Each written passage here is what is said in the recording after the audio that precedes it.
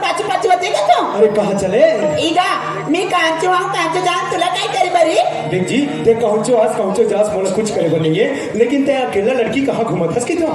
सियावा के मोर भाटो बुलाए अभी वो सारी आज मेला कितना तो घूमे ना जातो। अच्छा जी ते मेला घूमे जात हस?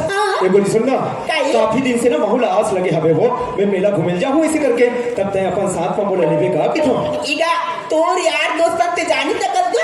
देख जी और जितना भी यार दोस्त रही सब है ना वो मन जब वो झन चलेंगे है वो और मैं अकेला बचे हो तब अपन साथ वाले बे तब का हो ही तोर संजहूं तुम सेनी मन का तुझी बता कि देख तो अरे का सोची अपन दोनों जन संगवारी हरे एक साथ भोलेनाथ के मंदिर जावा थे कहीं अब चश्मा पहने अब गुर्रे गुर्रे देखा थे और हीरो आती एक बोली सुनना अरे चश्मा पहरे हो ना और तोरा गुर्री गुर्री नहीं देखा था ना अपने आप ला हीरो नहीं समझा था बस एक गुजारिश करा था वो कि अपन साथ वाले भी का कहिए तब अपन जाऊंगा तगा हाँ जी ले चल जाबूता चल हो ना हाँ। एक बार सुनना ताई कसम से तो एक बात में मोला अपन साथ में लेबर इनकार नहीं करे ना मोला इतना खुश लगा थी यार खुशी के ठिकाना नहीं है